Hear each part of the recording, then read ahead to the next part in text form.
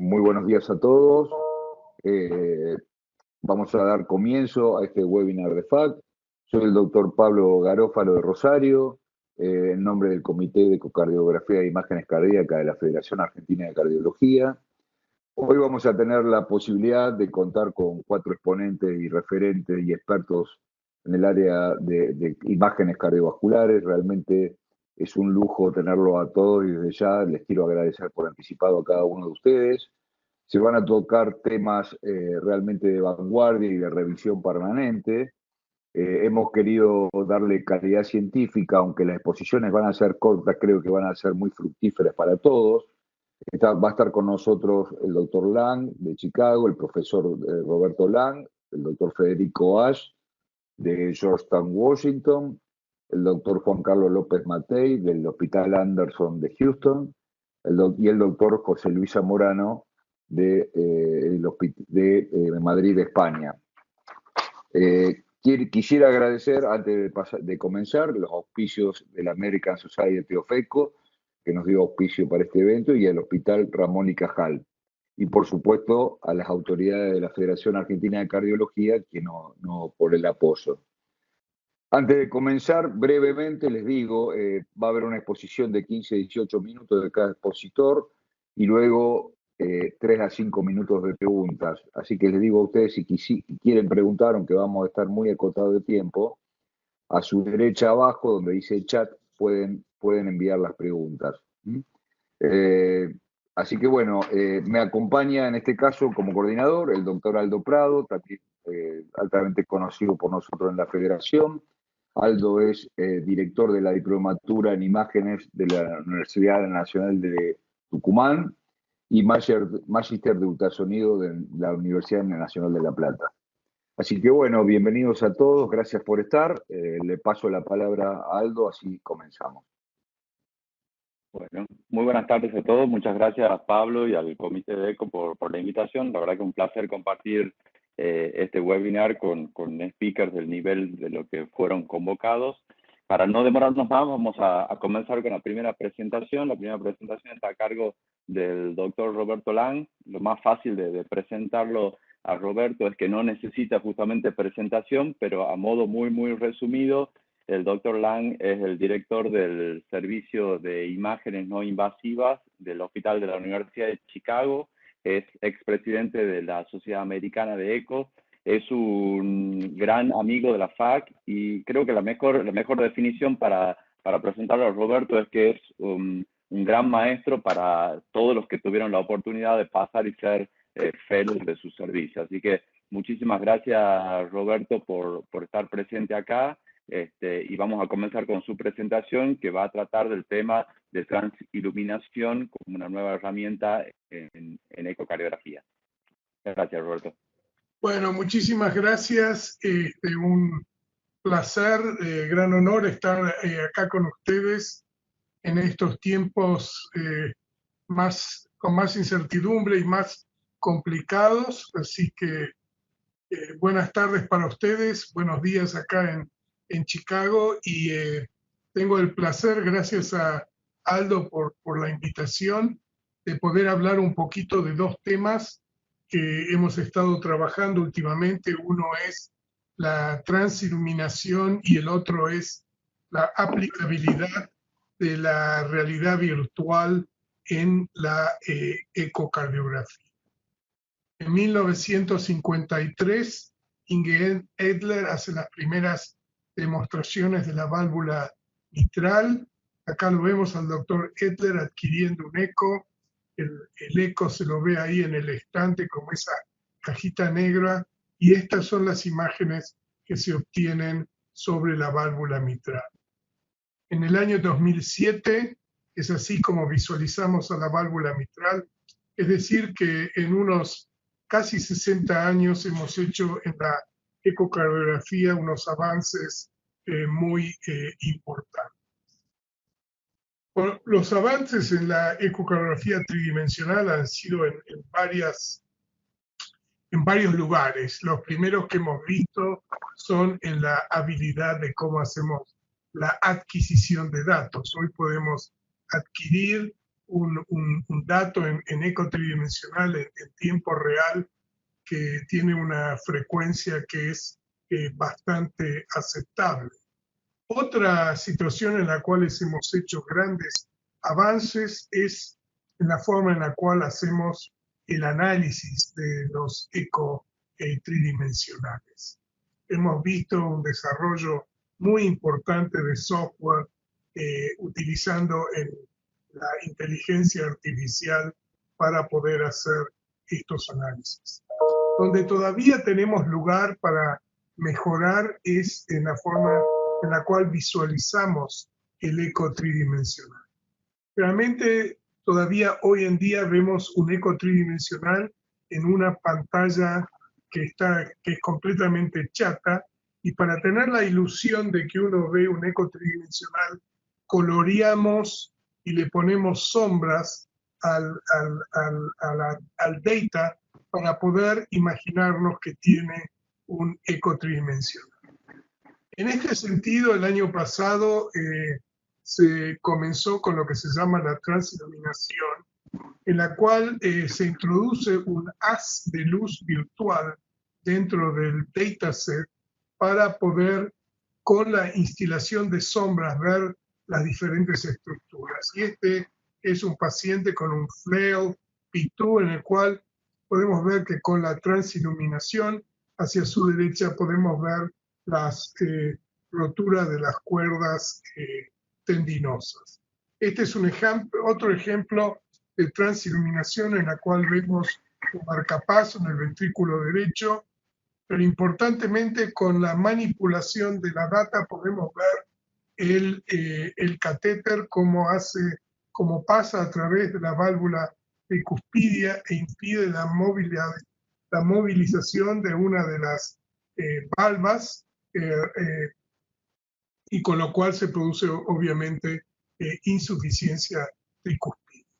Ahora lo que le quisiera mostrar son los últimos trabajos en los cuales no solo se utiliza la transiluminación, pero también tenemos la habilidad de modificar la transparencia de los tejidos y de también por primera vez ver el color Doppler junto con el eco tridimensional de forma como no lo habíamos visto antes. Este es un ejemplo de un paciente con un clip mitral, en la cual en el ejemplo de arriba a la izquierda vemos con el eco tridimensional normal, después arriba y a la derecha vemos con la transiluminación, pero quiero que presten atención cuando vemos la transiluminación con la posibilidad de cambiar los tejidos circundantes, cómo vemos los orificios con muchísima más certeza. Y todavía modificando nuevamente los tejidos, la densidad de los tejidos, podemos comenzar a ver partes del clip en el centro de los orificios que nunca antes habíamos visto. Esta es la posibilidad entonces ahora de combinar el eco Doppler con esta transiluminación, en la cual podemos ver muy bien la relación del color Doppler con los tejidos adyacentes. Y acá es como podemos ver, si ven abajo y a la izquierda, si se fijan podemos ver exactamente el área donde no hay buena coaptación de las válvulas mitrales, y podemos ver que el jet de insuficiencia mitral se origina exactamente en ese mismo punto. Este de vuelta es un paciente con un Ostium Secundum ASD, y podemos ver cuando utilizamos la transiluminación con la modificación de los tejidos, con cuánta justeza se puede ver el orificio, y obviamente cuando le agregamos el color Doppler podemos ver el área de convergencia a través de ese orificio. Simplemente para mostrarles un paciente con esto, lo que yo llamo la risa sardónica, un paciente con isquemia mitral, en el cual podemos ver utilizando como hacíamos antes, esto sería la forma en la cual el eco tridimensional con color se veía antes, podemos ver que hay una buena correspondencia entre el área de mala coaptación y la insuficiencia mitral. Pero utilizando con esta nueva técnica podemos realmente ver con mucha justeza el lugar donde se origina la insuficiencia mitral. Y este es simplemente otro ejemplo, en los cuales podemos ver exactamente el área donde se origina el jet de la insuficiencia mitral y poder guiar a nuestros colegas en la sala de cateterismo de dónde ubicar el clip en este paciente con insuficiencia mitral. Y ahora, para terminar esta parte de la charla, solo para mostrarles la orejuela de la aurícula izquierda, cómo se ve con el eco tridimensional común y cómo lo podemos ver con esta categoría de transiluminación y modificación de la transparencia de los tejidos. Vemos la arteria circunfleja. Pienso que esto realmente hace un cambio muy importante en la calidad de la visualización de las imágenes. Este es simplemente un ejemplo de los diferentes tipos de apéndice, sabiendo que los diferentes tipos de apéndice, particularmente este que se parece al brócoli, son aquellos que tienen más preponderancia a tener problemas embólicos. Bueno, ahora que hablamos un poquito de la forma en la cual mejoramos cómo visualizamos, quisiera mostrarles un poco los últimos trabajos que hemos hecho, en el cual sería ahora la forma de poder visualizar el eco tridimensional en forma real, tridimensional, y no en una pantalla chata. Para eso hemos visto que varias personas, y hoy lo vemos en el cine, han utilizado anteojos tridimensionales en estéreo. Hemos visto la introducción de monitores de estéreo, pero no han pegado porque son demasiado caros. Hemos visto la utilidad del 3D printing, que es útil, pero se puede hacer printing que sale caro, toma tiempo en un solo momento del ciclo cardíaco. Y hemos visto también, particularmente una compañía en Israel, de la posibilidad de ver el corazón en forma dinámica, en forma holográfica. Y este es uno de los ejemplos en los cuales vemos el corazón en forma holográfica, y en la cual acá se ve cómo el corazón se puede rotar, se puede cortar y se puede marcar. Este es un ejemplo en el cual también con este tipo de técnicas se puede hacer una simulación. Parte del problema de la holografía es que necesita tener proyectores y no es algo que se puede, es algo bastante complicado de hacerlo en forma general. Entonces, lo que yo les quisiera hablar es un poco de la posibilidad de cómo podemos utilizar la ecocardiografía tridimensional utilizando la realidad virtual y la realidad aumentada. Y entonces esto es un poco de un ejemplo de lo que es la realidad aumentada, es en la cual ponemos un objeto que ha sido generado por una computadora, por ejemplo, en un escritorio, y utilizando los HoloLens podemos, por ejemplo, explicarle a un paciente acerca de cuáles son los problemas con su corazón, o si uno está aburrido puede ponerse una bailarina para entretenerse en esto es todo la realidad aumentada. En la ecocardiografía hablamos por ahora más que todo sobre la realidad virtual. Esto es en el cual nosotros nos sumergimos en una realidad virtual y no vemos al mundo exterior. Esto es un poco mostrando el laboratorio nuestro y les puedo asegurar que esta realidad virtual es mucho más divertida que leer ecocardiogramas. La realidad virtual, muchos de ustedes habrán escuchado de esto, es lo que se utiliza para hacer diferentes tipos de juegos. Hoy en día la realidad virtual necesita de 2 sensores y de una computadora y de los anteojos, pero como todo se mejora, ahora ya existe todo esto de poder hacerlo sin tener que estar conectado a una computadora y únicamente utilizando los sensores. Este es un ejemplo de la Cleveland Clinic, en la cual vemos estudiantes de medicina utilizando la realidad virtual para aprender anatomía. El hecho de utilizar cadáveres muy pronto va a ser algo del pasado. Esto es nosotros, el grupo mío, mostrando la realidad virtual, que por primera vez ya se pueden hacer seminarios y mostrarle cómo esto funciona a 50 pacientes, a 50 médicos al mismo tiempo. Y ahora simplemente para terminar, mostrarles simplemente cómo uno puede desde la pantalla obtener un dataset, que uno lo puede poner en el espacio. Imaginarse que cuando uno lo ve con los visores, esta válvula mitral es grande como todo una pieza y uno puede entrar.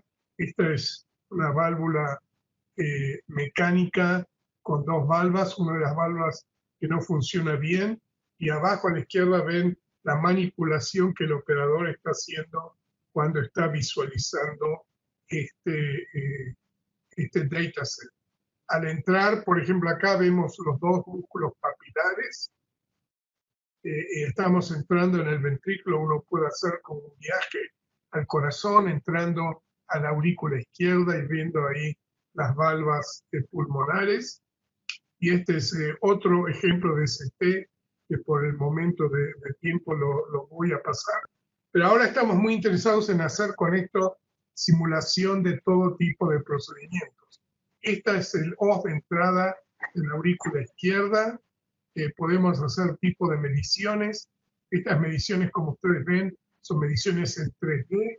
Podemos después, una vez, tomar el oclusor que nos parezca que es el más adecuado, ponerlo en esa posición y poder luego visualizar si uno se imagina que este es el que tiene el mejor fit. O sea que esto es muy fácil de hacer la simulación de procedimientos. En el futuro uno va a estar leyendo ecos. Cuando uno ve un eco que quisiera verlo en realidad virtual, va a apretar un botón, ese botón lo va a cambiar al dataset de realidad virtual. Eso dura más o menos unos 15 segundos y después uno puede obtener el dataset, sacarlo y visualizarlo y movilizarlo. O sea que con esto quisiera terminar solamente para decirles de que hay muchas posibilidades de cómo mejorar la visualización del eco tridimensional. Cada vez cuando nos parece que hemos llegado a un plató, siempre hay algo nuevo para mejorar esta técnica. Con eso les agradezco mucho vuestra atención. Bueno, muchas gracias, Roberto. Un placer escuchar esto y ver todos estos nuevos desarrollos. Yo, digamos, siempre que uno ve todas estas herramientas, digamos, por supuesto que aportan muchísimo, pero ¿vos crees que en algún momento, digamos, la ecocardiografía transtorácica podrá llegar a un nivel, digamos, de adaptar la resolución para poder tener ese tipo de imágenes y no tan solo tener que depender de las imágenes del trance esofágico para tener una definición tan buena que permita utilizar todo esto? Esa es una muy buena pregunta. Sí, tenemos varios temas. Uno se limita un poco por el tiempo, pero en muchos de los casos ya la mejora, muchas de estas cosas se pueden hacer, o todo esto se puede hacer con el eco transtorácico. Pienso que particularmente con la válvula mitral uno puede aprender un montón de cosas de ecos transtorácicos. Yo le quería preguntar, profesor, usted comentó realmente me parece muy, muy interesante la transiluminación. en su práctica diaria real, ¿qué tiempo le demanda cuando se está haciendo un intervencionismo adquirir esas imágenes y pasarle al hemodinamista los resultados? Ok, muy poco tiempo, porque una vez que si uno está trabajando con el eco tridimensional en tiempo real, pasar a transiluminación es simplemente apretar un Ajá, botón. Después, si uno ya se siente cómodo, sabe dónde poner el haz de luz, si ponerlo por ajá. detrás o por delante. Así que esto no le agrega, te agrega posiblemente un minuto o algo así. No es algo Ah, muy poco. muy poco, está todo incorporado. Bárbaro.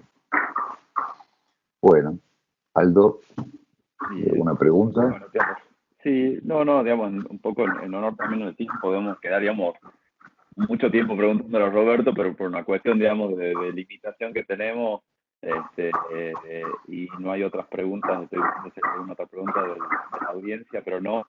Así que yo simplemente, de nuevo, agradecerle a Roberto su No, participación, y como siempre es un lujo y un placer poder contar con él en todos nuestros eventos. es un placer para mí estar siempre junto a la Federación Argentina de Cardiología.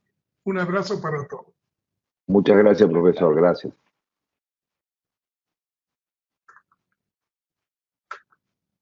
Bueno, Aldo. Bueno, vamos a continuar con el siguiente expositor, con la siguiente charla. En este caso, el doctor Federico Ash. Bueno, para quienes no lo conocen, el doctor Ash, muy querido por la FAC, sobre todo un honor para Argentina, porque él es argentino, está radicado en Washington. Federico es director del Echocardiography Core Lab, MedStar Health Research en la Universidad de Georgetown, y ella es profesor asociado en la Universidad de Georgetown. Federico tiene el Core Lab y se dedica mucho a realizar investigaciones y metaanálisis, y ha participado mucho en las guías, sobre todo tiene muchos trabajos como autor en las guías de la American Society of Echo y del American College. Y es un médico que lo conozco muy inquieto y siempre está en investigación y con lo último, y va a tocar un tema verdaderamente muy vigente, que es todo lo que es imágenes en intervencionismo y las posibles, lo que nos puede aportar el valor de las imágenes en las complicaciones. Así que es un gusto para mí tenerte con nosotros, Federico, y bienvenido. Bueno, muchas gracias Pablo, muchas gracias Aldo por la invitación. Bueno, espero que se vea mi pantalla bien y que me estén escuchando bien. Si no es así, por favor me interrumpen. Entonces, mi presentación el día de hoy no se va a basar tanto en las investigaciones que yo he hecho, sino más bien en la experiencia clínica, trabajando en un centro de muy alto volumen de los TAVIs, de los implantes de TAVIs, porque se trata de las complicaciones. Cuando algo anda mal en el laboratorio y sospechamos que hay una complicación en los TAVIs. Estos son mis conflictos de intereses, todos estos son compañías con las cuales yo tengo contratos para proyectos de investigación y grants para proyectos de investigación, pero ninguno que es realmente relevante con esta presentación. Como ustedes saben, el desarrollo del TAVI en los últimos 15 años fue muy dramático. Hace ya 10 años, aunque no lo creamos, de las primeras publicaciones de Partner, en las cuales los pacientes que eran inoperables empezaron a mostrar que había alternativas a la cirugía y que era poner estas válvulas con catéteres. La realidad es que conforme fue pasando el tiempo, esa inoperabilidad se convirtió en una indicación para pacientes de muy alto riesgo o de riesgo alto. Eventualmente, en los últimos años, para pacientes de riesgo intermedio, y ya desde el año pasado, sabemos que utilizar estas válvulas en pacientes incluso de bajo riesgo o en poblaciones más controversiales, si uno quisiera, como válvulas bicúspides o para poner válvula dentro de válvula. La realidad es que estas prótesis están funcionando muy bien en todas estas poblaciones. Sin embargo, más allá de estos resultados fantásticos que ya múltiples estudios han demostrado, hay veces en los cuales las cosas puede que no vayan tan bien. Y de eso se trata mi presentación del día. Este es un slide ya bastante viejo, diría uno prehistórico, del 2013, en el cual se hace una descripción de las diferentes complicaciones que se reportan luego del implante de TAVI. Y como ven ahí, bueno, desde muerte hasta problemas como accidentes cerebrovasculares o problemas propios de la válvula, son realmente de baja frecuencia. Por ejemplo, lo más frecuente de todo es que haya una regurgitación aórtica residual en el rango de moderado o severo, que inicialmente se reportaba en aproximadamente el 8 a 10% de los casos, o empeoramiento de la regurgitación mitral. Pues bien, podemos hablar de muchas otras complicaciones, sean taponamientos cardíacos, disecciones aórticas, roturas del anillo aórtico, isquemia miocárdica, muchas de estas cosas, pero vamos a tratar de focalizar en dos o tres, bueno, por tal vez más, 4 o 5, digamos, en las cuales mi experiencia me ha llevado a confrontar, digamos, en la práctica clínica. Lo más común de todo es la fuga periprotésica o el leak paravalvular. Es importante, aunque yo podría hablarles una hora entera sobre esto, voy a tratar de realmente llevar 2 o 3 conceptos que son importantes para poder entender qué es lo que ocurre. Primero, sabemos que los reportes iniciales mostraban hasta un 15% de pacientes con regurgitación paravalvular significativa, pero con las válvulas más nuevas estos números son mucho más bajos. Y no solamente son mucho más bajos, lo que inicialmente considerábamos como algo muy malo, que era tener una regurgitación incluso de grado leve, hoy en día sabemos que una regurgitación de grado leve es muchísimo más que aceptable y que es más bien cuando pasa del grado moderado que uno debiera empezar a preocuparse y no tomar o no aceptarlo como un resultado final del implante. Pero ¿cómo es que hacemos esta graduación? Como ustedes bien saben, la Sociedad Americana de Eco, la Sociedad Europea también, sacaron guidelines sobre cómo hacer la valoración de regurgitación en general, en la válvula nativa, si uno quiere. Y los primeros recomendaciones para cómo hacerlo con estas válvulas protésicas vienen del grupo VARC.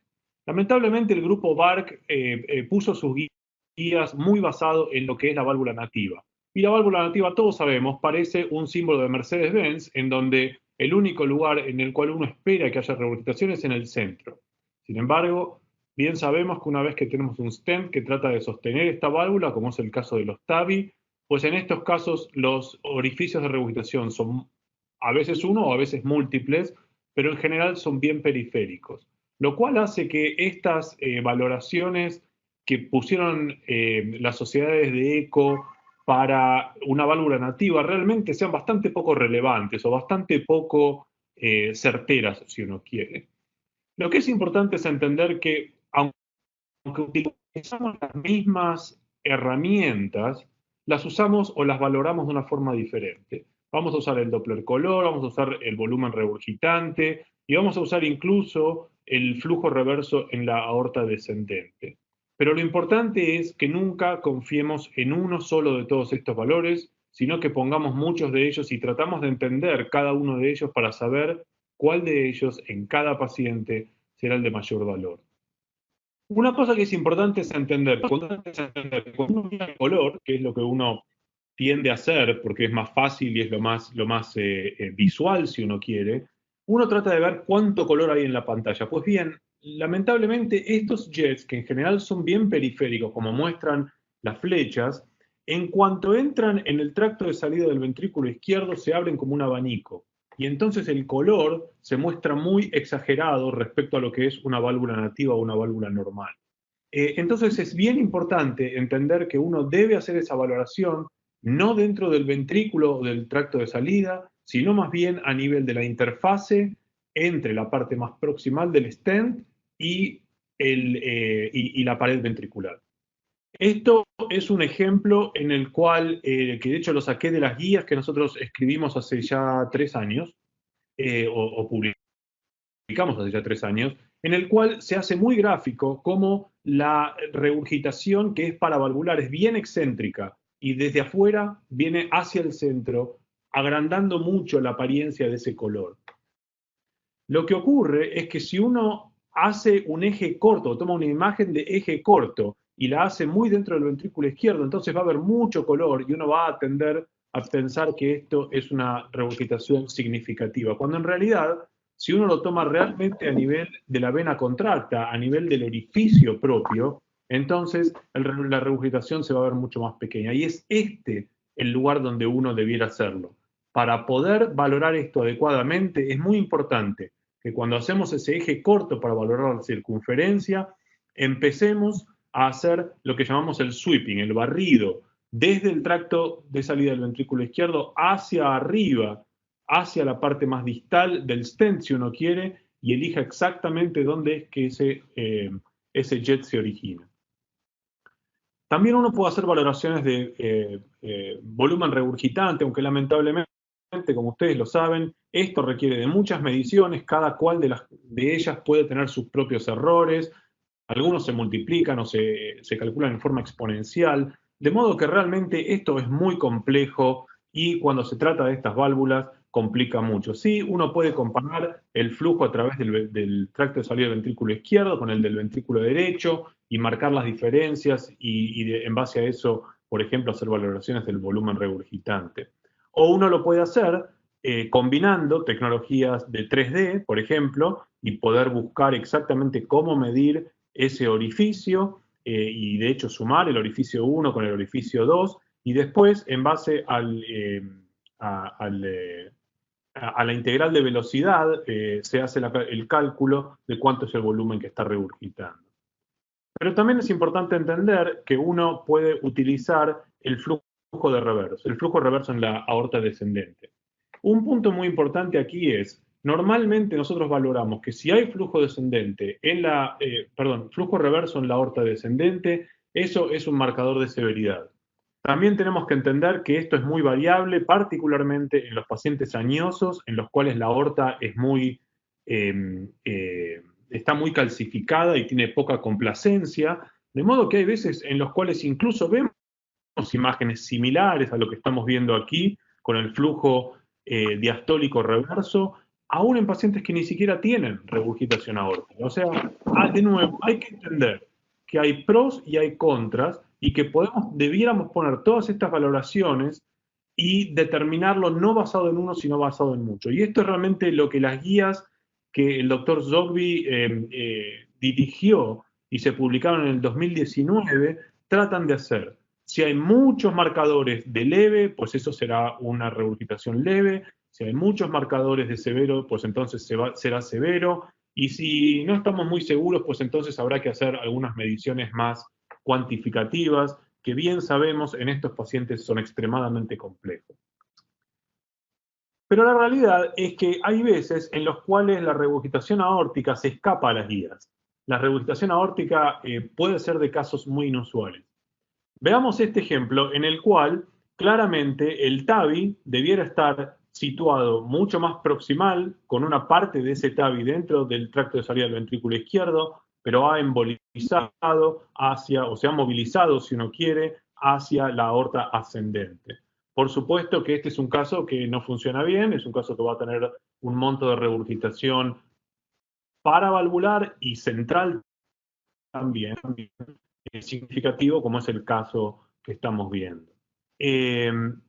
Bien lo ven aquí, la válvula funciona muy bien, miren qué bien funciona, se abren las valvas, se cierran, pareciera que se cierran muy bien, pero la válvula está colocada en el lugar equivocado. Y obviamente esto puede ser un caso en el cual tengamos que implantar una segunda válvula o incluso en algunos casos hacer una terapia quirúrgica. El siguiente es un caso de un paciente que tenía una válvula bioprotésica aórtica de 6 años de antigüedad. Esta válvula empezó a tener disfunción por degeneración. Las valvas estaban engrosadas, empezó a tener estenosis, entonces se hizo un plan de poner una válvula en válvula, con un TAVI. Esto es lo que están viendo, vemos aquí debajo en esta fluoroscopía la válvula protésica, y lo que vemos es que la válvula core valve en este caso, Lamentablemente no tengo la imagen que debiera tener, que es cuando se hace el implante, en el momento que se hace el implante, se implanta en el lugar correcto, pero esa válvula emboliza y se escapa hacia la aorta ascendente, como lo vemos aquí. Por supuesto, esta válvula no funcionará bien, y entonces lo que hubo que hacer fue poner una segunda válvula dentro de la primera, pero proximal, de modo que podemos entonces tener la válvula mal implantada o embolizada y una segunda válvula que está colocada en la posición adecuada. Este es un caso de un paciente con estenosis aórtica severa, por supuesto, en el cual se le va a hacer el TAVI, pero después de que se hace el TAVI, inmediatamente el paciente está en shock cardiogénico, la presión arterial cae de 170/70 a 90/30, y lo que estamos viendo es que hay una cantidad de regurgitación aórtica muy significativa. Esta era una válvula SAPIEN, y como ven aquí, la regurgitación, en vez de ser paravalvular, en este caso es central. Lo que ha ocurrido es que se ha dañado las valvas, y por lo tanto esta válvula no funciona bien. Y lo vemos aquí, la regurgitación es básicamente central, hay una de las 3 válvulas que están dañadas, y por lo tanto es una válvula que no está funcionando bien. Lo que se hace entonces es poner una segunda válvula dentro de esta primera. Como lo ven, la segunda válvula viene en camino con su catéter para poder colocarla dentro de esta primera, y realmente una segunda válvula dentro de la primera debiera solucionar el problema. Lamentablemente, esa válvula, cuando llega a la aorta ascendente, se escapa y queda flotando, se escapa del balón que la lleva y queda flotando dentro del catéter en la aorta descendente. Y ahora poder movilizar esa válvula o esa prótesis nuevamente hacia su posición adecuada para poder ser inflada es imposible. Aunque se trató, no se logró, y realmente lo que hubo que hacer fue hacer un implante, como ven aquí, en la aorta descendente, porque la válvula no se lograba llevar hacia su posición normal. Entonces este paciente termina teniendo un implante de una válvula en la aorta descendente, a la vieja usanza. Aquellos que tienen años ya en la carrera sabrán que como se empezaron a hacer los reemplazos aórticos, era especialmente para regurgitación, eran básicamente implantando válvulas en la aorta descendente. Pues eso es lo que tenemos aquí. Un paciente con una aorta descendente con una SAPIEN. Pero obviamente todavía queda por resolver el problema de esa regurgitación proximal, entonces se pone una segunda válvula dentro de la primera. Este paciente se llevó 3x1, temporada de ofertas, así que se terminó con un muy buen resultado, como lo ven aquí, con un leak paravalvular muy pequeño.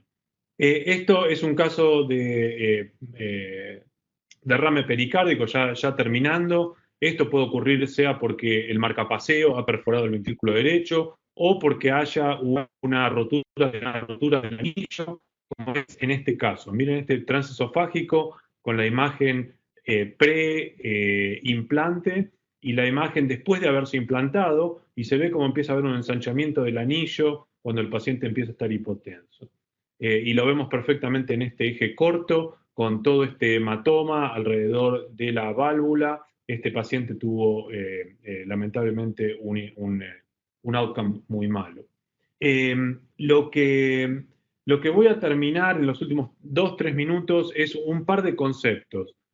¿Cómo podemos tratar de evitar o cómo podemos prevenir que van a ocurrir esos problemas del anillo? Pues serán pacientes que tienen anillos con calcificación muy asimétrica, porque ahí al inflar particularmente con un balón vamos a generar tensiones que van a ser heterogéneas y van a producir la rotura del anillo. Entonces es muy importante que la tomografía sea pre-procedimiento sea evaluada adecuadamente al respecto. Y también el hacer una selección adecuada del tamaño, de no hacer una sobreestimación, de terminar poniendo un TAVI demasiado grande para el anillo del paciente. Este es un caso de isquemia. Miren las imágenes pre-implante con muy buena función ventricular. Esto es después de que se pone el TAVI del lado derecho, y como ven, el septum, el apex, la cara inferior, todas se han caído en el transcurso de unos pocos minutos. Este es un paciente que hizo una isquemia aguda con el implante del TAVI. ¿Por qué es que esto ocurre? Bueno, esto puede ocurrir, o sea, porque la válvula está implantada demasiado distal, o lo más común es que la misma válvula nativa, al ser empujada hacia afuera, genere obstrucción del ostium coronario, como puede verse en este caso. Pues para poder prevenir esto, lo que es muy importante es hacer las mediciones adecuadas, la distancia del anillo al ostium de la arteria coronaria, como vemos en este caso, y poder evitar hacer implantes cuando esta distancia es muy pequeña. En general, se dice que menor de 1 centímetro es demasiado corto y lo ideal sería que sea más de 1,5 centímetros.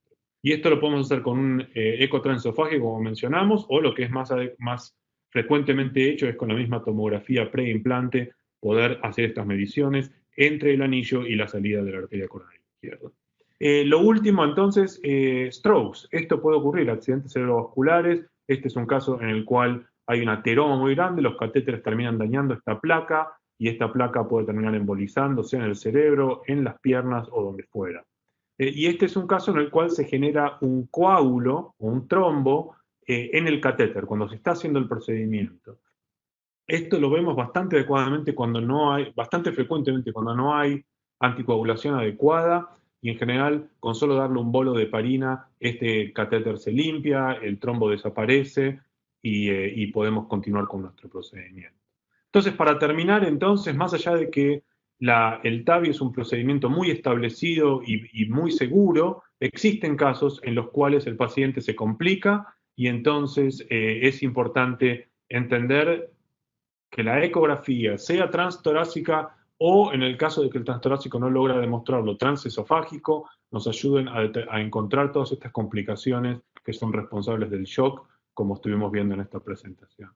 Con esto entonces voy a terminar diciendo que, por lo menos en los Estados Unidos, y creo que a nivel mundial ya es la realidad, el eco transesofágico no forma parte de un implante habitual. Normalmente hacemos transtorácico y solamente escalamos a un transesofágico cuando las cosas se complican o cuando hay algo que no estamos entendiendo bien. Bueno, muchísimas gracias. Bueno, muchísimas gracias, Federico. Excelente la presentación. Hay una pregunta de uno de los asistentes que dicen si utilizas algún tipo de parámetros ecográficos para predecir regurgitaciones post-implante. Bueno, hay formas de predecirlo. En general tienen que ver con la localización de las placas calcificadas en el anillo y con cómo es que vamos a implantar la válvula que vamos a implantar. Obviamente, diferentes válvulas tienen diferentes incidencias. Las válvulas que más fuerza extrínseca generan son las que menos tienden a tener leak paravalvular, pero creo que es importante decir que las válvulas más nuevas todas tienen diferentes sistemas, sea porque tienen como una pollera o porque tienen un CAF de material extra. Hay muchas formas en las cuales hoy en día los diseños de las válvulas previenen esto y realmente lo vemos a esta altura en menos del 4 o 5% de los casos. ¿Ustedes tienen Sí, algún acá hay tipo una de válvula de pregunta. preferencia o están utilizando todo tipo de válvulas, digamos, autoexpandibles, expandibles con balón, o utilizan alguna de preferencia así como más masivamente, o eligen la válvula de acuerdo a cada paciente? No, tratamos de tener diferentes diseños de válvula, definitivamente la Sapien y las nuevas versiones de CoreValve, Evolut, son las que más se usan, pero no tenemos preferencia por una en particular, las seleccionamos de acuerdo al paciente. También utilizamos Lotus, que son las de Boston Scientific, y Portico, que son las de Abbott. Y hay otras que se usan también, que las usamos bien en el contexto de ensayos clínicos. Acá hay una pregunta, Federico, del doctor Tibaldi de Córdoba. Si han tenido falla aguda del ventrículo derecho con el marcapaseo rápido en el implante de TAVI.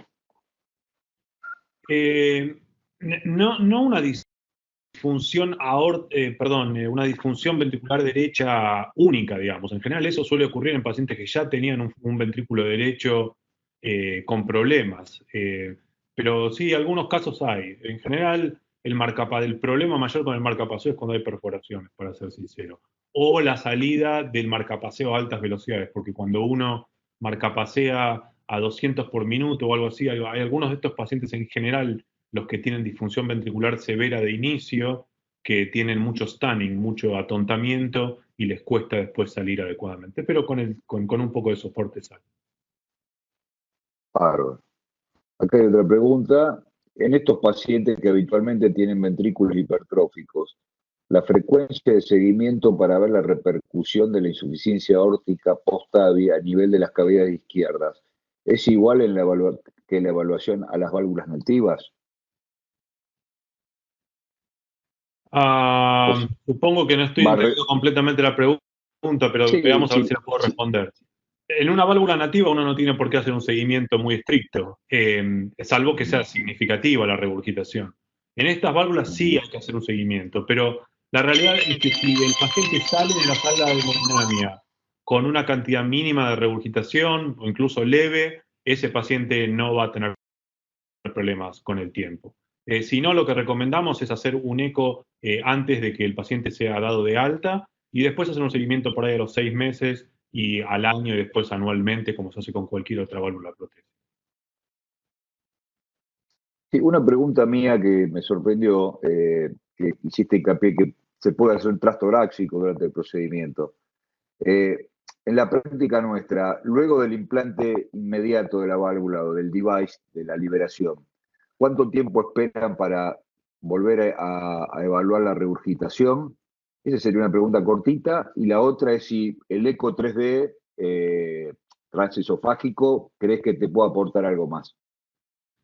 Empiezo con la segunda. El 3D obviamente puede dar mucha información pre-procedimiento para hacer las mediciones del anillo y todas las mediciones que mostramos anteriormente, porque puede reemplazar una tomografía computada. En cuanto al procedimiento, nosotros hacemos el implante sin ecocardiografía. Y en el momento en que el hemodinamista está implantando la válvula, llama al laboratorio de eco y mandamos a un sonógrafo, a un sonografista, no a un médico, a que tome las imágenes transtorácicas. Entonces son esos 5 minutos que llevará hasta que están todo aplicado. Pero si tardamos más que eso, el hemodinamista se pone muy nervioso. Entonces ellos quieren sacarse los guantes e irse a hacer el caso siguiente. Entonces lo hacemos inmediatamente y en general eso funciona bien. Obviamente, si encuentran algo, sea por fluoroscopía o por angiografía o por el eco transtorácico que sugiere que hay regurgitación más que significativa, entonces en vez de mandar a un sonografista, mandamos a un cardiólogo para hacer un transesofágico. Bárbaro. A ver, una pregunta más. ¿Han utilizado otros accesos que no sea el femoral o el transapical? ¿Y cuál es su incidencia de trombosis valvular? Sí, hacemos cualquier tipo de accesos. Obviamente, transapicales ya no se usan más. Usamos axilar, subclavio.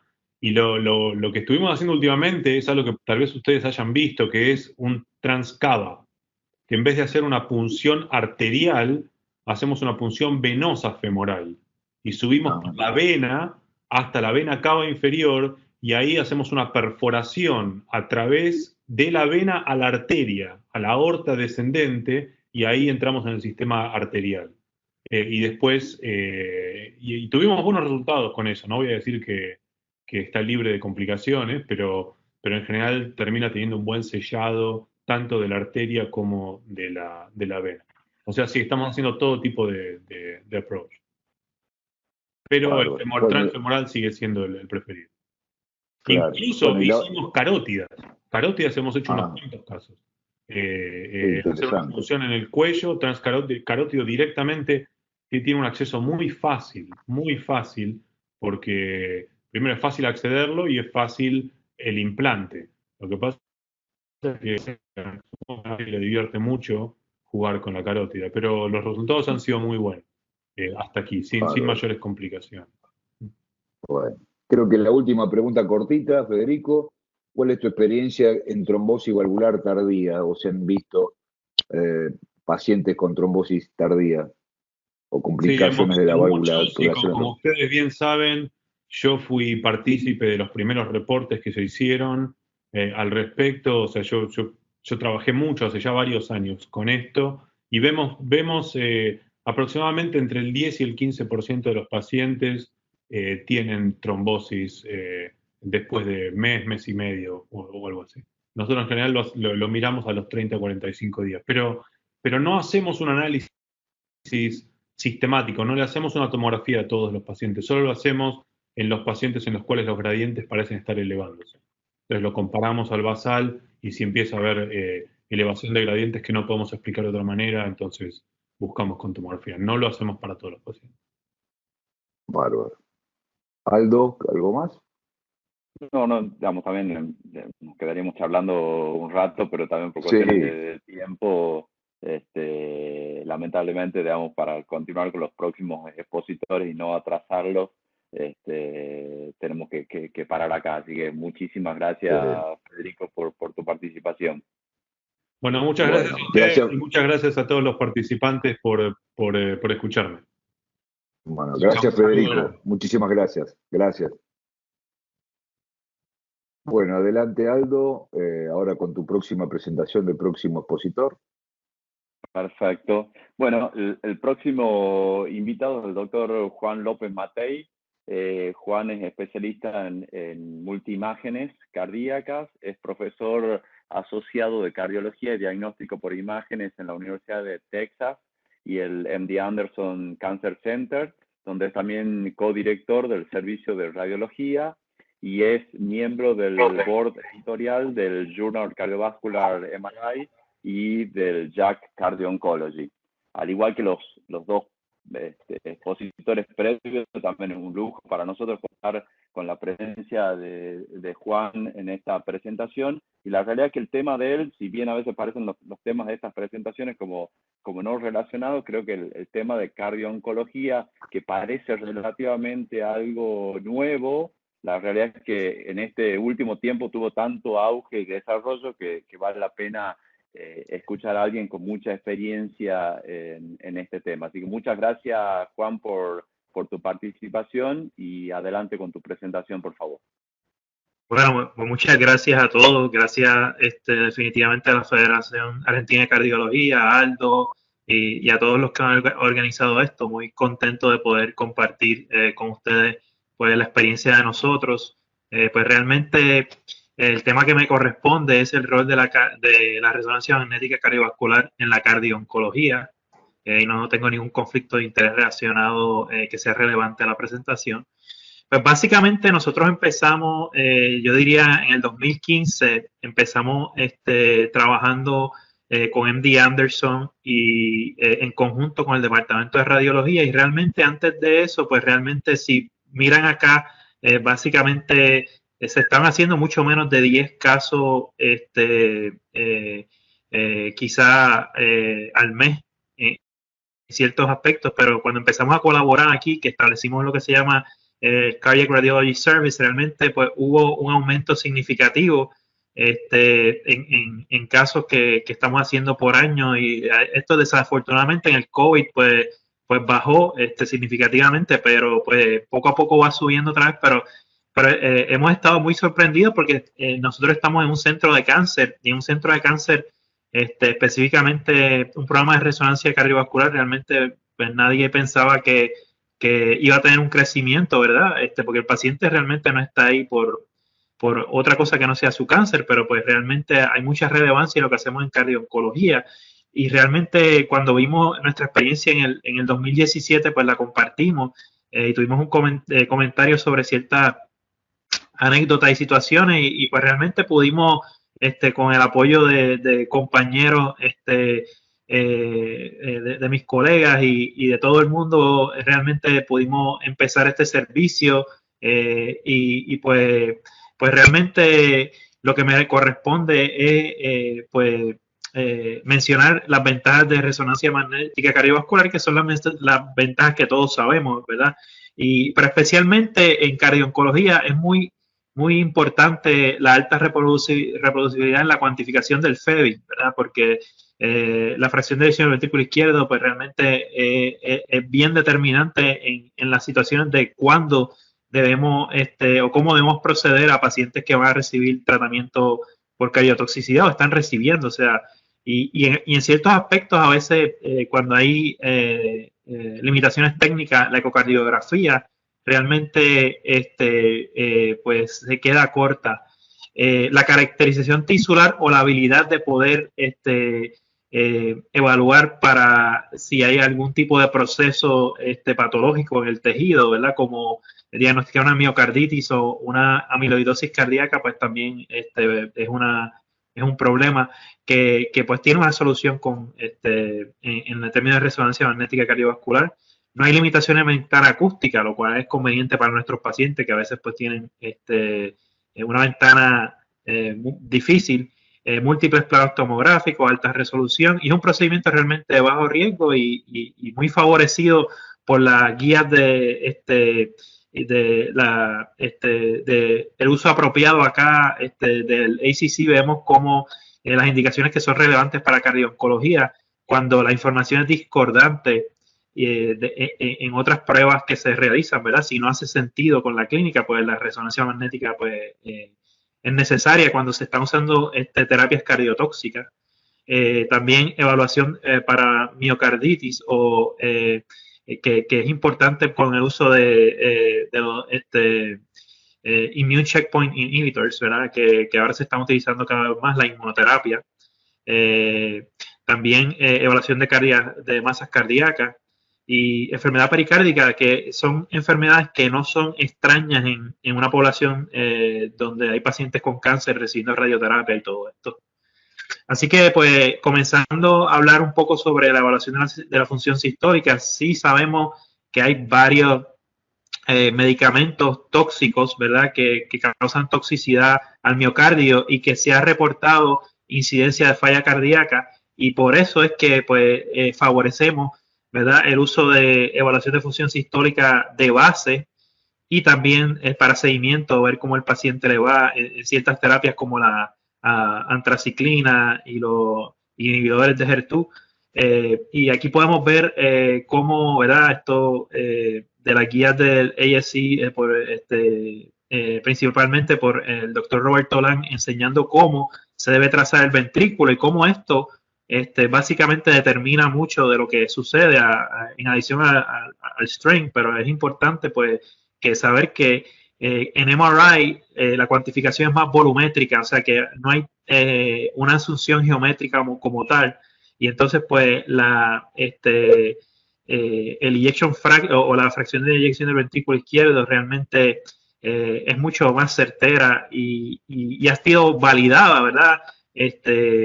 En un este estudio de antaño realmente, donde se validó con biplano de cateterismo y estudios de resonancia magnética y MRI, pero esto es un estudio pues bastante antiguo ya, pero realmente la reproducibilidad es impresionante cuando uno compara biplano, por ejemplo, en fracción de eyección del ventrículo izquierdo, pues uno ve que con el biplano, con dos expertos, 6.6% de variabilidad, pero con resonancia baja a 2.4, 2.5%, y realmente es algo impresionante y pues ayuda mucho. De hecho, hay un estudio, yo diría quizá 2017 es reciente, ¿verdad? Pero donde se comparó la técnica de estudio nuclear y pues realmente se vio que habían discrepancias entre la resonancia magnética nuclear y lo que nosotros le llamamos el MOGA, o básicamente ejection fraction por esa técnica nuclear. Y esta discrepancia fue significativa en el hecho de que, por ejemplo, en este caso, miren cómo de una fracción de eyección del 55%, hay una discrepancia de un 47%, y en este estudio nuclear el 69%, y en la resonancia es 44%, o sea que son discrepancias mayores. Y realmente si los límites de cuán lejos están las técnicas una de otra, pues realmente son discrepancias significativas que pues realmente que le suma a la contribución que la resonancia magnética cardiovascular puede ofrecer en estos pacientes. Por ejemplo, esto es un paciente que nosotros tuvimos de 37 años con linfoma después de 2 ciclos de un régimen que contenía antraciclina. Su fracción de eyección del ventrículo izquierdo fue de 40%. Paciente sin síntomas, había algo en los trazados, pues obviamente vemos que la parte basal aquí pues realmente no, como que no es tan buena, ¿no? Pues se le hizo una resonancia y pues realmente se encontró que la fracción de eyección estaba en un 55% y se prosiguió el tratamiento realmente sin parar. Lo que se hizo fue una breve evaluación con resonancia y se pudo dar el tratamiento. El paciente pues le fue bien. También están las técnicas de strain para resonancia, pero yo no voy a hablar mucho de eso porque realmente eso está fuera realmente sería mucho, pero hay diferentes técnicas y esto es una situación que va creciendo poco a poco y yo diría que mantenernos al tanto de las técnicas de resonancia con strain, pienso que hay futuro en eso. La parte de la integridad del miocardio realmente pues todo se basa en ¿verdad? En cómo el gadolinio se comporta o la cinética del gadolinio entre lo que se llama entre la cavidad y el miocardio y cómo cuando hay un infarto pues se acumula el contraste en el miocardio y causa el realce tardío y cuando hay una cicatriz pues se acumula porque hay más espacio entre los miocitos y se acumula el gadolinio y todo esto pues es muy importante porque podemos hacer una evaluación de fenotípica por imagen donde podemos ver que hay cicatrices que son isquémicas y cicatrices que son o realces tardíos que no son isquémicos. Y por ejemplo, podemos ver que hay diferentes patrones, depende de qué tipo de condición, como amiloidosis, donde hay una global endocárdica y miocarditis, que uno pues, podría ser más epicárdica. Y otros patrones que nos ayudan a hacer una valoración apropiada y no invasiva. Y realmente es importante mencionar en la inmunoterapia, ¿verdad? Por ejemplo, nivolumab o ipilimumab, estos medicamentos pueden causar miocarditis y parte del cuadro clínico puede ser, cuando es fulminante, es que tengan un bloqueo de alto grado y también infiltración de los linfocitos en el miocardio. O sea que es importante tener eso muy presente y nosotros pues tuvimos un caso que tuvo ese tipo de presentación donde pues desarrolló un bloqueo de alto grado y luego resolvió con tratamiento y parando el agente ofensor.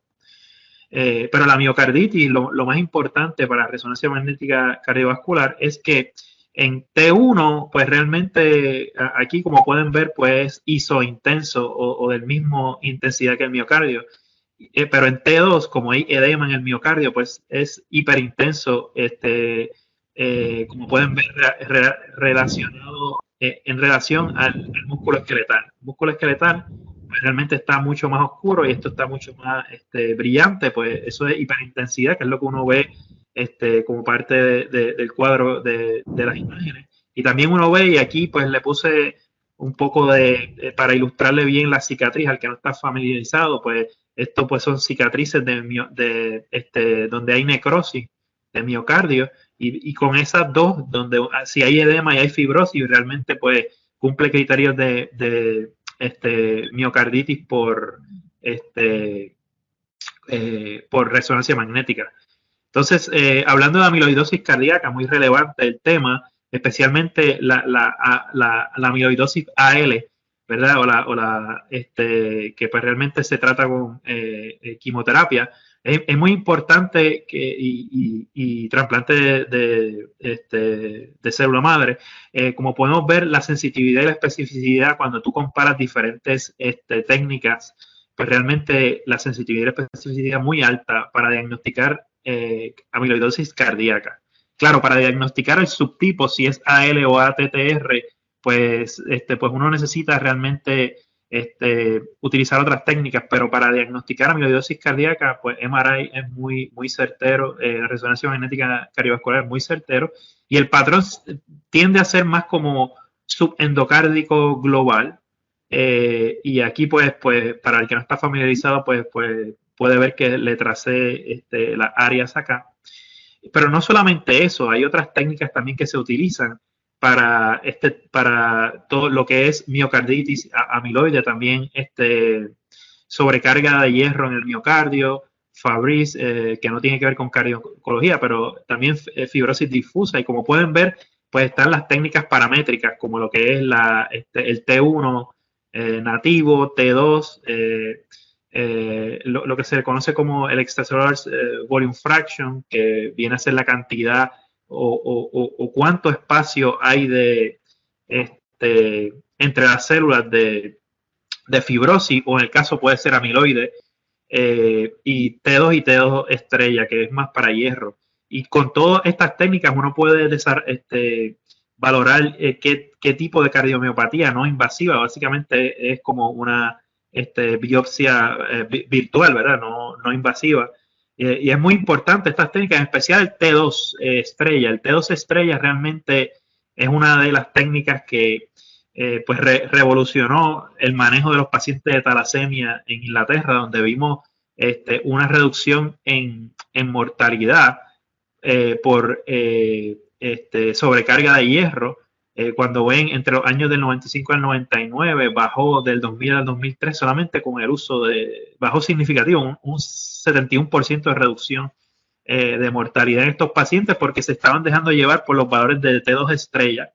Y estos valores de T2 estrella, pues lo que predicen es la progresión a falla cardíaca, pues identificar a los pacientes vulnerables y les daban agentes quelantes, ¿verdad?, para tratar la sobrecarga de hierro. Y en los pacientes de cardio-oncología uno va a ver eso, va a haber pacientes con sobrecarga de hierro, y uno puede identificar, por ejemplo, en este caso, pues midió 10, como 11 milisegundos, 10 milisegundos el septo, y eso es anormal, ¿verdad? En el corazón se espera que por lo menos sea 20 milisegundos o más. Y también uno puede valorar el hierro, contenido de hierro en el hígado también. Y lo interesante de esto es que pacientes que han recibido muchas transfusiones, pacientes que tienen enfermedad mielodisplástica, pues son pacientes que están a riesgo de tener sobrecarga de hierro, y eso pues uno puede evaluarlo con estas técnicas. Un poco entrando en la enfermedad valvular, por ejemplo, en el síndrome de carcinoide, pues donde uno ve que el lado derecho usualmente se afecta, y uno ve que la válvula tricúspide realmente se congela, que es la terminología que utilizamos, y ve cómo hay una insuficiencia tricúspide severa, realmente todo yendo para atrás, impresionante. Y en este caso, utilizando resonancia, uno puede ver que también hay enfermedad del lado izquierdo aquí, un poco de engrosamiento de la válvula mitral, y también acá un poco de insuficiencia aórtica, y un poco de engrosamiento de la válvula aórtica, que también pues, puede ser por dos razones: o el paciente tiene un foramen oval permeable, o el paciente tiene una sobrecarga de enfermedad en el hígado que realmente el pulmón no puede procesar, y toda esa hormonas que vienen del tumor neuroendocrino realmente causan esa enfermedad valvular.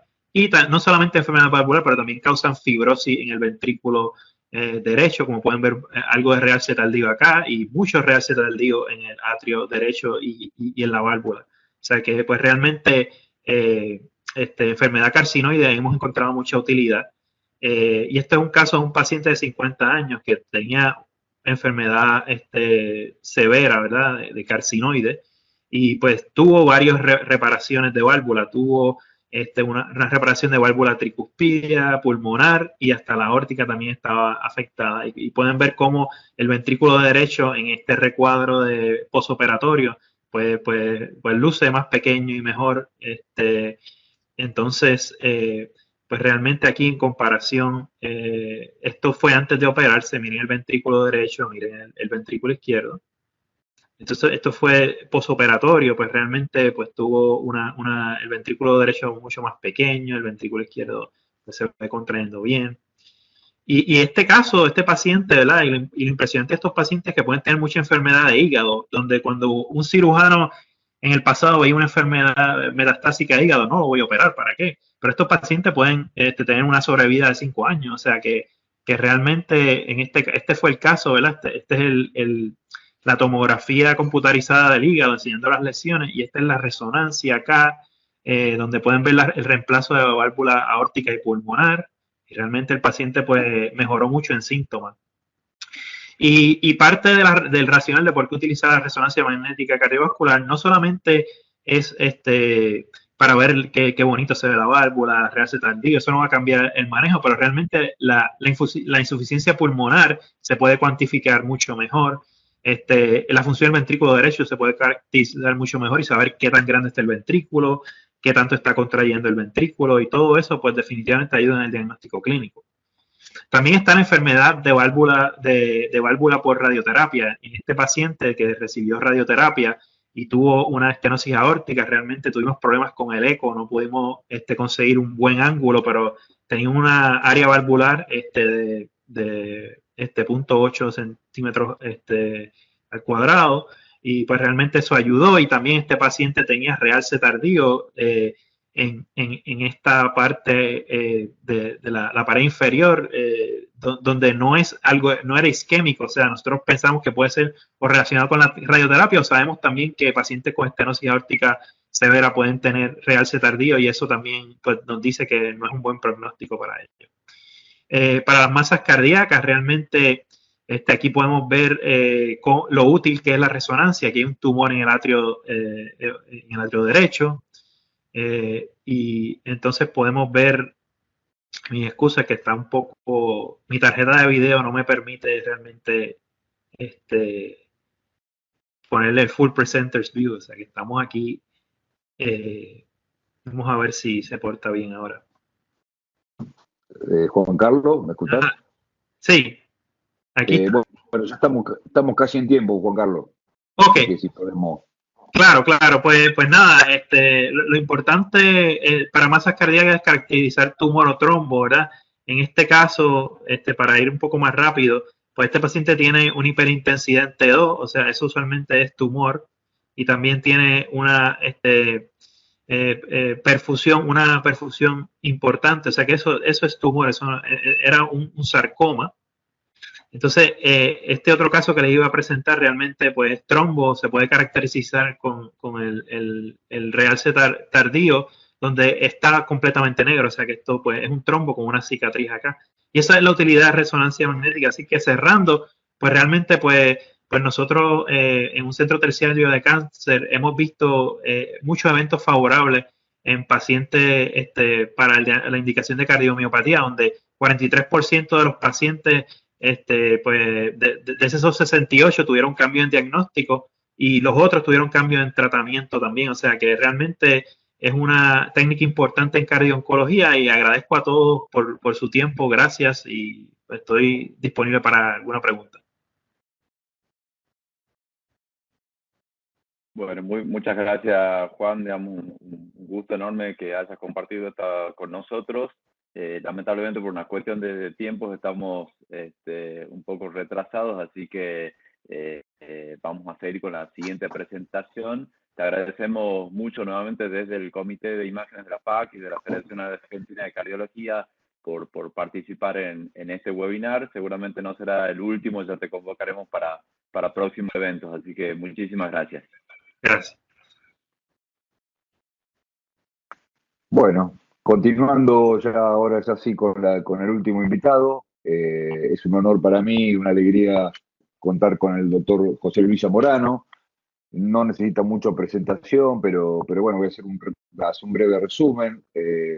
José Luis Pepe es jefe del servicio de cardiología del Hospital Ramón y Cajal. Como todos ustedes saben, es un experto referente mundial en imágenes no invasivas.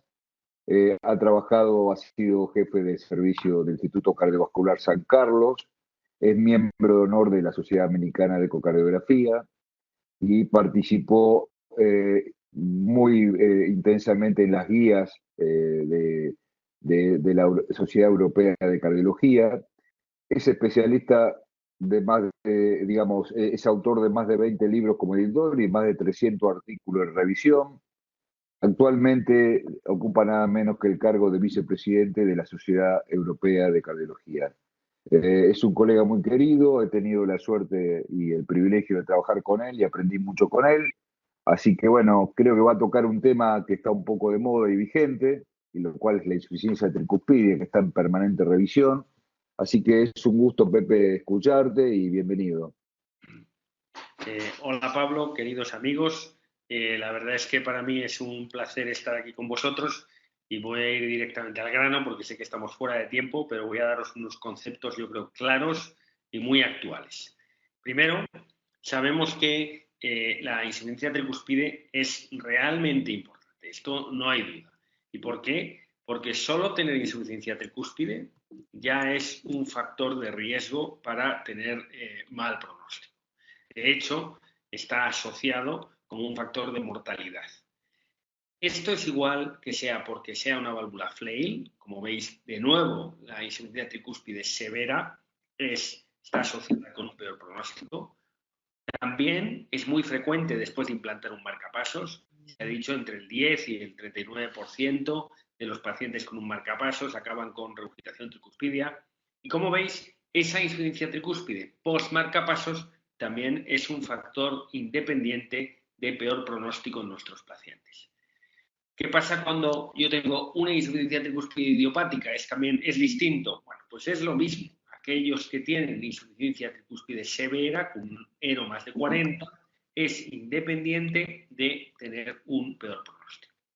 En el fondo, como veis, bien idiopática, bien por flail, bien por marcapasos, es un factor que tenemos que considerar porque infiere un peor pronóstico a mi paciente. Y si lo ponemos en números, pues realmente casi es 2 veces el aumento de la mortalidad por cualquier causa, como veis en la tabla de la derecha, 2,5 veces aumento de la mortalidad cardíaca y casi 2 veces el aumento del riesgo de hospitalización. Lo siguiente sería cuál es la real prevalencia. Y fijaros, este trabajo que yo estoy esperando que lo acepten hoy o mañana porque hemos pasado ya la tercera revisión y yo creo que no puede ir mal, pero fijaros, yo creo que es el mayor trabajo publicado en la literatura, más de 35.000 pacientes consecutivos en los cuales entraron a hacerse un ecocardiograma y vimos cuál era por diferentes causas y la prevalencia de insuficiencia tricúspide más que moderada es un 6%. Es decir, que es realmente muy prevalente la insuficiencia tricúspide. Casi la mitad es secundaria a enfermedad valvular o mitral, pero el 22% es idiopática y hay alrededor de un 15-16% que tiene un marcapasos. ¿Cuál es la etiología? Fijaros, no es lo mismo que sea una IT funcional, que es la más frecuente, que no hay una lesión estructural de la válvula, que hay una sobrecarga de volumen o de presión, a que sea una IT primaria, es decir, por prolapso, por una válvula orgánica o incluso por un carcinoide.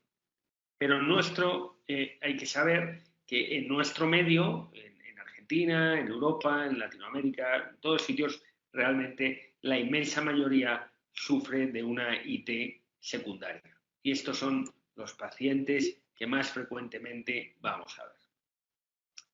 Claro, esto yo creo que hay 2 grandes grupos en nuestros pacientes. Uno es aquel que tiene insuficiencia tricúspide porque tiene una valvulopatía izquierda que lleva a un aumento de la poscarga del ventrículo derecho con o sin hipertensión pulmonar y a un remodelado del ventrículo derecho que ocasiona dilatación anular e insuficiencia tricúspide. También pudiera ser un paciente que tiene fibrilación auricular. Esto lleva a una alteración de la función del ventrículo derecho y también con dilatación anular e insuficiencia tricúspide. Lo que está claro es que tenemos que valorar, por tanto, no solo la válvula, sino también la repercusión funcional, el ventrículo derecho, la presión pulmonar, las cavidades. Yo creo que es una válvula que esto ocurre en todas, pero en esta especialmente que tenemos que valorar la tricúspide en su contexto para tomar la decisión adecuada. Y eso, yo cómo creo que hay que hacerlo. Primero, hay que ver la etiología, después hay que ver la lesión y después hay que ver la disfunción. ¿Y eso qué quiere decir? Pues quiere decir el origen, quiere decir el resultado de la enfermedad y quiere decir el resultado de la lesión. Es decir, que realmente hay que hacer un análisis global, un análisis que es muy, muy global, porque aquí hoy juega un nuevo papel el tratamiento. Antes aquí poco podíamos hacer con la tricúspide, de hecho hay muchos pacientes que arrastramos incluso insuficiencia tricúspide después de haber operado, pero hoy en día tenemos el tratamiento percutáneo de la tricúspide que abre una nueva ventana de esperanza al paciente, pero también una nueva ventana de análisis de lo que es la insuficiencia tricúspide. ¿Y cómo la valoramos?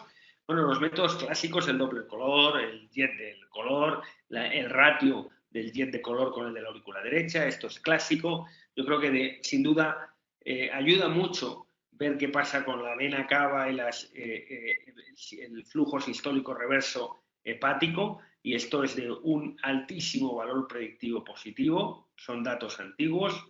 La vena cava, la vena contracta también es muy importante y muy fácil de utilizar, pero no olvidemos que estamos hablando de un concepto tridimensional cuando lo estamos midiendo en 2 dimensiones. Yo creo que aquí es un punto que seguro que las publicaciones nos van a dar mucha luz en el futuro próximo. Al fin y al cabo, clasificamos, yo creo que la clasificación vieja, vamos a decirlo así, leve, moderada o severa, de acuerdo a criterios cualitativos, criterios semi-cuantitativos y criterios cuantitativos. Y ahí clasificamos en 3. Pero bueno, no hay que olvidar que todos los métodos tienen limitaciones, por tanto, no hay que emplear un único método, hay que hacer una valoración más holística. Y ahora yo os preguntaría, bueno, venga, yo os dejo estas imágenes bidimensionales, todo el mundo dirá, bueno, es insuficiencia severa, pero realmente es lo mismo. ¿Y por qué? ¿Por qué es esto? Yo creo que esto realmente lo estaba pensando hace unos años, perdí un avión en un aeropuerto y de repente fue un poco el origen de esta clasificación moderna de la IT, ¿no? No hay nada como perder un avión que ahora no tenemos ni que cogerlos. Pero bueno, básicamente, todos los que hacemos eco hemos dicho a veces, oye, insuficiencia tricúspide severa, y otras veces hemos dicho, vaya insuficiencia tricúspide. En el fondo, sabíamos que el pronóstico no era lo mismo de estos pacientes, pero no teníamos la misma clasificación. En los dos decíamos, es severa. Por eso publicamos esta nueva clasificación, en la cual dijimos, bueno, vamos a ver, es que no son 3 grados, esto no es así.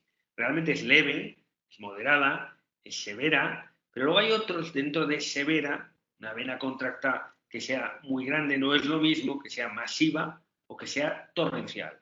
Es decir, la vena contractada de 7 a 13 la clasificamos como severa, moderada de 14 a 20 y torrencial más de 20. ¿Y esto tiene sentido o esto es un capricho, una cuestión que se nos ocurrió ahí de repente?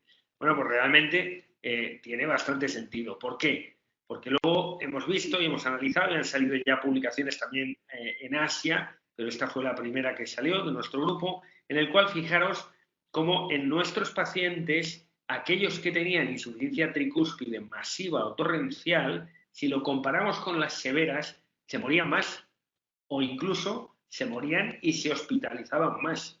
Es decir, que dentro de ese grupo que decíamos, oye, es severa o vaya insuficiencia tricúspide, tiene más mortalidad y tiene además más hospitalizaciones.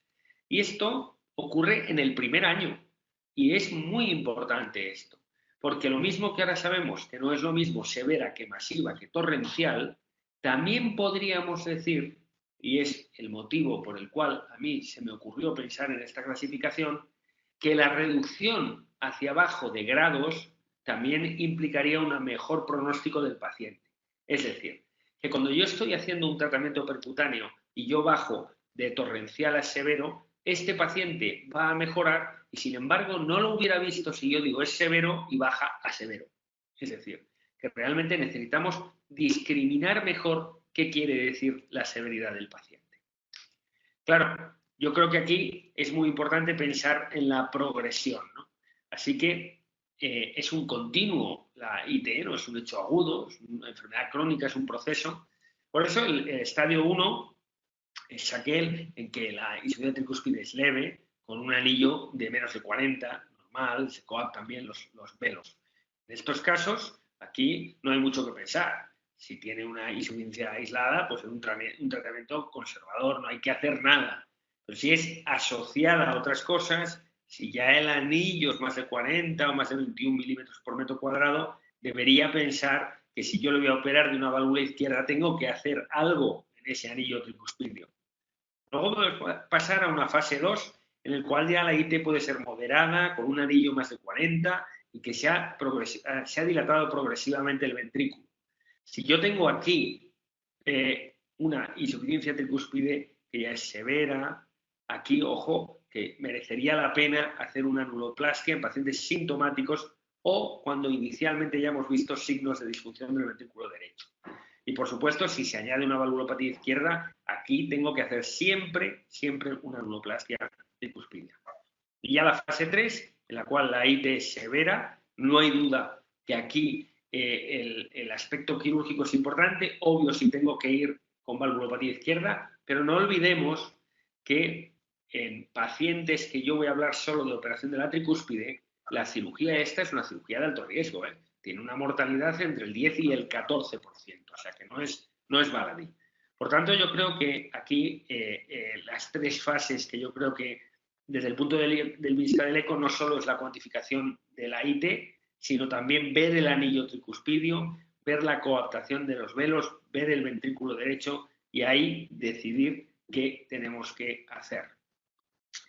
¿Y qué dicen los cirujanos? Bueno, pues este es un paper en el cual yo participé y lo publicamos en el European Journal of Cardiothoracic Surgery en el 17. Y fijaros cómo está liderado por Manuel Antunes, gran cirujano, excelente, de verdad que es un cirujano excepcional. Hacían, yo creo que hacían miles de cirugías en su centro al año. Como curiosidad, a la hora de comer no dejaba a los cirujanos comer caliente para no distraerles y que operaran bien por la tarde. O sea, es una persona de un gran carácter, como sabéis. Y fijaros cómo ellos, el grupo, dice, bueno, si tengo IT secundaria severa, voy hacia la derecha.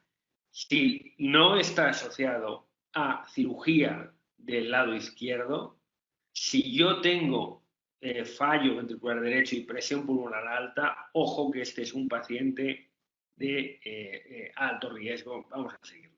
Si mi paciente tiene síntomas, aquí en este caso, bueno, pues yo tengo un tratamiento quirúrgico en clase 2A.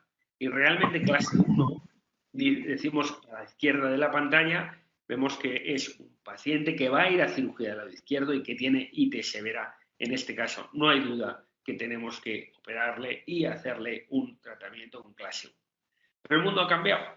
Hay directamente ahora tratamientos percutáneos.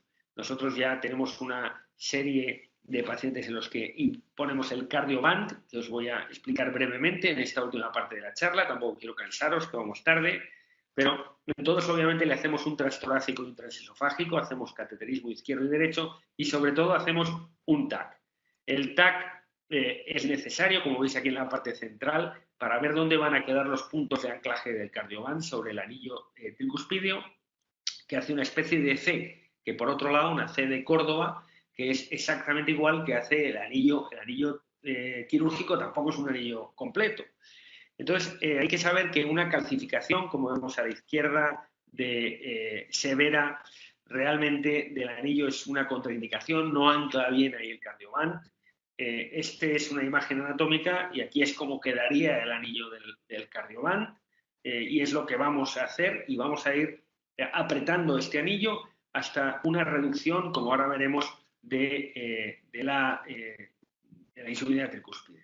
Fijaros este caso con una gran dilatación del anillo, una ausencia absoluta de coaptación, en el cual decidimos ponerle un CardioBand. Primero analizamos siempre un TAC para medir la medida exacta del dispositivo que vamos a poner y esta medida, como veis aquí, de acuerdo a la longitud, sabemos el número de pequeñas grapas, no son grapas, son como tornillos que anclamos y ponemos en el anillo tricuspidio. Aquí veis cómo hemos puesto ya en la angio una serie de anillos, el anillo en el anillo tricúspide. Vemos que es muy importante la distancia a la coronaria derecha para no perforarla, y ahí es donde va a estar el anillo, el cardioband. Aquí veis también en el eco 13 nos guía mucho, y el transgástrico del transesofágico, para ir viendo dónde tenemos que poner directamente el anillo. Aquí es la imagen que veríais en la angiografía, y hacemos lo que llamamos el pull-push test, en el cual lo vemos bien mejor arriba a la derecha en el eco. Yo le digo al cardiólogo invasivo, tira de la grapa, tira, y yo tengo que ver que realmente está cogiendo el anillo, y también lo veis como se mueve un poco el anillo y veis que está anclado. Y es cuando hacemos el pull-push test, es cuando decimos, venga, puedes ya atornillar ahí. En el fondo vamos poniendo los diferentes tornillos en el anillo tricuspidio, como veis aquí, vamos anclando, y al final pues pasamos de una insuficiencia masiva, como veis aquí. Aquí vemos los números de arriba, es el cinchamiento que vamos haciendo del anillo, y veis como al final pues hemos logrado, cuando hemos llegado a 5.5 de cinchamiento, fijaros cómo era una insuficiencia tricúspide, que era torrencial realmente, y ha pasado a una reducción a ser una insuficiencia tricúspide moderada. Veis aquí, lo puedo ver tanto en el eco como en la angiografía. Fijaros la enorme diferencia que hay de cómo empezamos y cómo acabamos el procedimiento. Nunca vamos a acabar sin insuficiencia tricúspide, pero esto no es lo que pretendes. Pensar en este paciente clínicamente, está un paciente muy avanzada su enfermedad, y además mejora inmediatamente sintomáticamente, y sin duda mejorará el pronóstico. ¿Qué sabemos? Bueno, pues ahí este es el estudio TRI-REPAIR, en el cual podéis ver que mejora todo. O sea, realmente mejora no solo la reducción de la IT, la vena contracta, sino también clínicamente. Yo creo que hay ahora alrededor de como 120 pacientes. Nosotros hemos puesto ya 7 de estos 120 en el mundo, y también hemos empezado a poner otros dispositivos como en la tricúspide, como es el TRICAVA, en el cual ponemos una válvula en la cava superior y otra en la cava inferior. La verdad es que esto es mucho más fácil que poner que el cardioband, pero hay que ver cuáles son los resultados de una y otra. Estas son las técnicas que estamos haciendo en la tricúspide. No hemos puesto ninguno con el clip de la tricúspide. Si bien es verdad que yo creo que el clip de la tricúspide puede funcionar, pero siempre fijaros en la anatomía, ¿no? Si veis la anatomía, siempre tiene que ser que uno coja, el clip coge 2 velos, tiene que ser que coja el septal, porque si no coge el septal, es imposible que vayamos a reducir el anillo. De hecho, es lo mismo que hace el cirujano. O tira uno del septal, si uno tira de los otros 2 velos, yo estoy seguro que no va a reducir. En el fondo, lo que vamos a tener son unos criterios anatómicos que van a ser buenos para cada dispositivo, que uno va a tenerlos encima de la mesa. Tenemos que analizar con el eco muy bien cuál es el paciente, y de acuerdo a estos criterios seleccionar qué es lo que hay que hacer. El TRILUMINATE, que es el estudio que presentó en el Euroeco Becky Hahn, veis que ya ha utilizado la nueva clasificación de leve, moderada, severa, masiva y torrencial. Yo creo que es la clasificación que claramente ya se ha impuesto, la están también utilizando el resto de los trials, que realmente el bajar un grado, esto es lo que os explicaba antes, cuando uno baja de la clasificación de severa, pues baja de muy severa, es decir, a la derecha del todo, que sería torrencial, a severa, no baja nada, el paciente mejora. Sin embargo, uno puede bajar 2 grados si baja de torrencial a severa o a moderada, que serían 3 grados. En el TRILUMINATE veis cómo la graduación hace que tenemos muchos pacientes en masiva y en torrencial, es decir, que realmente esto es una terapia para pacientes también muy avanzados, y en el TRILUMINATE realmente se ha visto que bajando una serie de grados ya mejora la capacidad funcional, no solo la regurgitación, sino la capacidad funcional y seguro el pronóstico del paciente. En resumen, Pablo, queridos amigos, Yo creo que mis mensajes aquí son claros. Primero, hay que no basarse en la valoración de la IT en un único criterio. Mentira, eso realmente es demasiado simple y no es suficiente. Hay que hacer variaciones y valoraciones seriadas, porque la IT es muy dependiente de volumen. Si yo le doy diuréticos, va a bajar la IT. Hay que estar seguro, antes de meter a un paciente en el quirófano, cuál es su situación real. Luego hay que ver también que la clasificación de leve, moderada y severa es vieja ya. No nos va a clasificar el paciente y es vieja porque ahora vamos a empezar a intervenir a muchos pacientes que no les mandábamos a operar con IT aislada o que venían después de una valvulopatía izquierda, porque esto tiene una mortalidad muy alta. Y, por tanto, la presencia de masiva o torrencial da información pronóstica de nuestros pacientes y, claro, saber que los procedimientos percutáneos son una realidad, que los vamos a hacer seguro todos los cardiólogos, que si no habéis empezado ya, os animo porque es muy bueno ver cómo mejora radicalmente el paciente, que con mejorías de 1 grado, de 2 grados, la mejoría es espectacular y que esto, desde luego, como siempre, no hay más remedio que hacerlo en equipo, aunque como veis, nosotros estamos ahí en una esquina ahí trabajando, pero sin nosotros es imposible. Y aquí veis en la foto de arriba a la derecha cómo Ángel, que era el que lo estaba implantando, yo estoy ahí escondido detrás del panel, pero está dirigiéndose a la pantalla donde yo con imagen de fusión le estoy enseñando allí y pregunta, bueno, pincho ahí, anclo ahí, sin duda esto necesita un equipo. Muchas gracias y encantado de estar con vosotros. Bueno, Pepe, la verdad que nos ha sorprendido, excelente tu presentación, impresionante tu casuística. Es la pregunta creo que de todos los que nos hacemos ecocardiografía, que evaluamos pacientes sin valvulopatía izquierda y vemos esa insuficiencia tricuspidia moderada, severa, como tú dices, y bueno, realmente creo que es algo que se nos viene. Sería interesante que hubiera algún cardiólogo intervencionista, creo que te haría muchas preguntas también. Pero aquí tengo preguntas de alguna gente de la audiencia, por ejemplo, preguntan ¿cómo define la disfunción de ventrículo derecho en la insuficiencia tricuspida severa? ¿Qué método utilizas? Pues mira, la disfunción del ventrículo derecho, siempre con insuficiencia tricuspide severa o sin ella, es muy tricky, es muy difícil, Entonces, lo fácil es hacer el TAPSE, ¿vale? Pero el TAPSE, por ejemplo, nosotros hoy me han presentado para que aprobara yo el implante de un LVAD en un paciente y tenía un TAPSE muy decente, pero yo decía, mira, este ventrículo no tiene, es que el ventrículo derecho se mueve el anillo, es lo único que se mueve, el resto está muy mal este ventrículo derecho para poner un LVAD. Y cuando le he calculado el strain daba un -5, daba 5. Es que por eso yo creo que el TAPS es muy fácil de usar, yo lo recomiendo, yo siempre lo hago, pero ojo, yo creo que las medidas del strain del ventrículo derecho van a dar más información que lo que es puramente el movimiento del anillo. Perfecto, muy bien.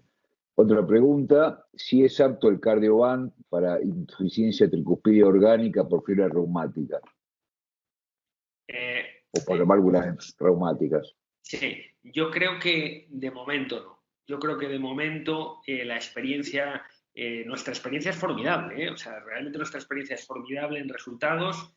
No hemos tenido ninguna complicación desde el primer día, pero yo creo que hay que empezar con otro tipo de válvulas. Entonces yo inicialmente no me metería en la reumática. Bien. Otra pregunta, opciones terapéuticas en caso de insuficiencia tricuspida severa aislada con insuficiencia cardíaca derecha secundaria a colocación de dispositivos. Sí, claro, ahí estás hablando de un grupo de pacientes en el cual la ITE ya se ha demostrado que es mal pronóstico. Entonces, hombre, Claro. Fíjate, si bien no hay experiencia de esto, para mí lo que está claro es que si bien no tenemos experiencia, yo creo que el cinchar el anillo sería una posibilidad buena porque no tiene otra alternativa el paciente. Cinchar el anillo va a reducir algún grado. Entonces aquí no disgustaría, si bien es un procedimiento complejísimo, porque ya empieza a haber muchos catéteres ahí para trabajar, ¿eh? Es decir, que en teoría podríamos mejorar, pero en la práctica hay que meterse. O sea, el procedimiento no es tan fácil, ¿eh? Técnicamente. Perfecto. Aldo, ¿alguna pregunta? Pepe, sí, como pasa, digamos, con las insuficiencias mitrales secundarias, digamos, uno esperaría en este caso que también uno tenga mejor respuesta en cuanto a calidad de vida versus mortalidad en este grupo de pacientes. Digamos, ¿ustedes creen que el seguimiento a largo plazo del Cardioband, digamos, va a tener realmente un impacto sobre mortalidad en este grupo de pacientes o más va a ser el impacto en calidad de vida, que no es poco, por supuesto? Sí. Pues mira, esa que obviamente es una gran pregunta. Claro, lo que hemos visto es que tener un paciente con insuficiencia tricúspide torrencial, te mueres antes y más rápido que si la tienes severa, ¿vale? Claro, eso no quiere decir que bajando la torrencial a severa o a moderada no vayas a prolongar mucho más tu vida. Claro, entonces yo creo que aquí vuelve a ser un poco como la estenosis aórtica o la insuficiencia mitral. Es decir, que estos procedimientos cada vez estamos operándolos más pronto. Las válvulas izquierdas, ¿no? O sea, incluso ahora con la TAVI estamos hablando de low risk y ya hay ensayos de TAVI en asintomáticos. ¿Y por qué es esto? Hombre, porque la cirugía, dices, hombre, no me meto ahí con lo agresivo que es, tal, y con la mortalidad que tiene. Pero, hombre, si no tengo mortalidad y no es agresivo, pues a lo mejor me lo pienso y cambio la historia natural del paciente. Por eso yo creo que aquí lo que va a ocurrir es, dado que los procedimientos tricuspidios se van a imponer percutáneos, probablemente lo que no vamos a tener es pacientes con insuficiencia tricúspide torrencial, porque no les dejaremos llegar aquí.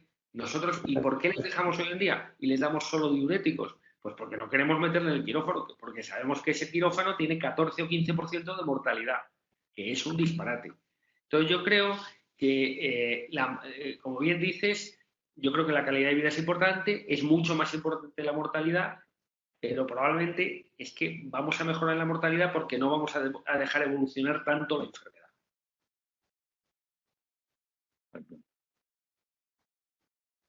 Y lo último, digamos, ¿observaron también ustedes algún tipo de cambio en cuanto al éxito del procedimiento desde los primeros dispositivos hasta la experiencia ahora mucho más importante? Digamos, ¿cuánto es esa ventana, digamos, de procedimientos que hacen que el éxito de la colocación sea más efectivo? Bueno, yo creo que, si te he entendido bien la pregunta, lo que nos hace predecir el éxito del procedimiento es planearlo bien, ¿eh?